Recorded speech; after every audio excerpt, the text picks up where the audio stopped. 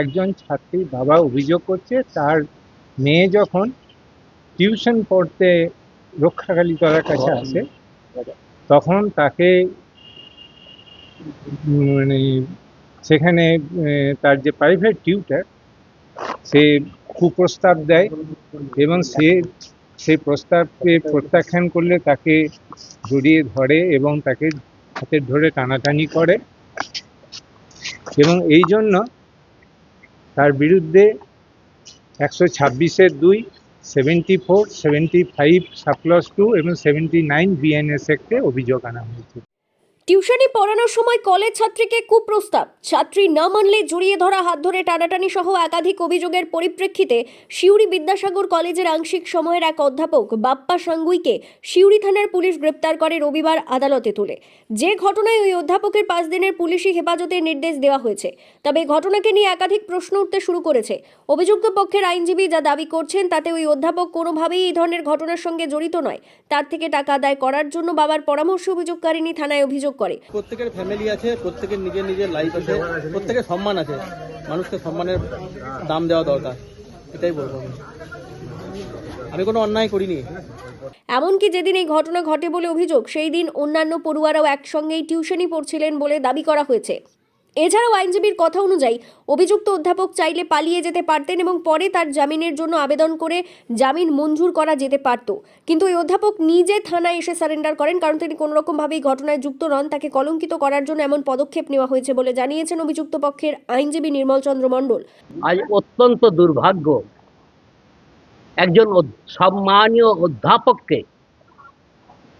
কিভাবে হেনস্থা করা যায় এবং তার সম্মান নিয়ে কিভাবে টানাটানি করা যায়।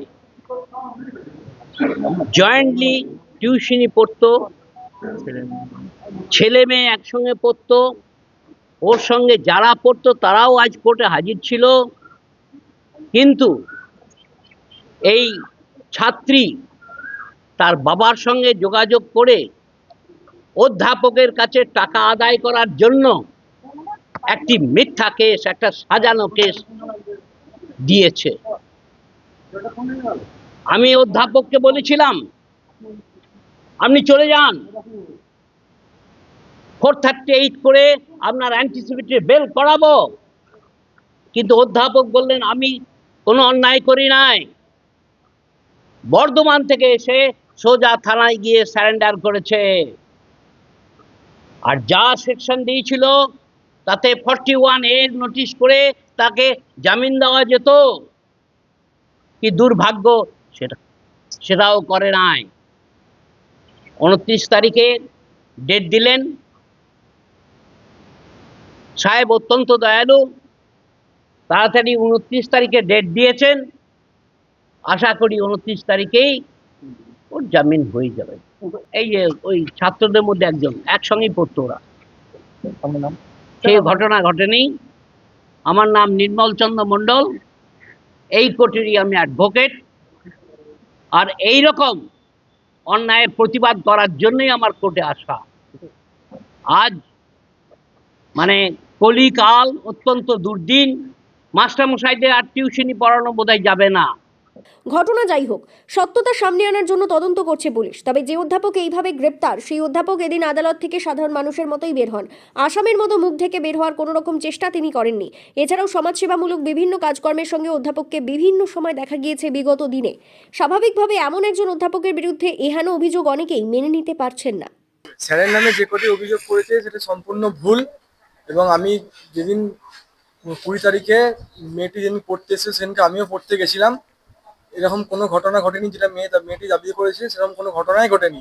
মেয়েটি পড়তে এসেছিল, আমিও পড়তে এসেছিলাম। মেয়েটি পড়তে এসে স্যারকে বিভিন্ন অবান্তর প্রশ্ন করে।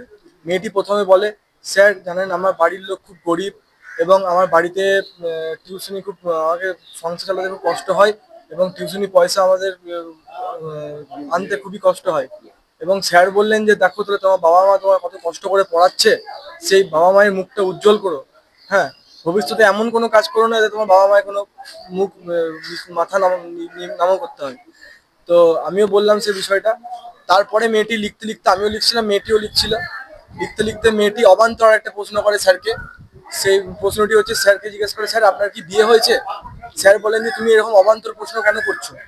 তুমি পড়াশোনার বিষয়ে আমাকে যে কটা প্রশ্ন করবে আমি সব উত্তর দেবো, কিন্তু তুমি আমি পারিবারিক বিষয় নিয়ে কোনো প্রশ্ন করলে আমি সেটা উত্তর দিতে বাধ্য নই। তোমাকে কে এখতিয়ার দিয়েছে? ও মেয়েটি বলে যে না স্যার আমি এমনি ইয়ার্কি মেরে বলছিলাম। স্যার বলেন যে না তুমি এটা ইয়ার্কি না, তুমি কোনো কিছু মিন করে বলতে চাইছো। যে না স্যার আমি এমনি ইয়ার্কি মেরে বলছি। তখন স্যার বলেন যে হ্যাঁ আমি বিবাহিত এবং আমার 4 মাসের একটি বাচ্চা আছে। তখন মেয়েটির প্রতিকৃতি আসুন এই যে-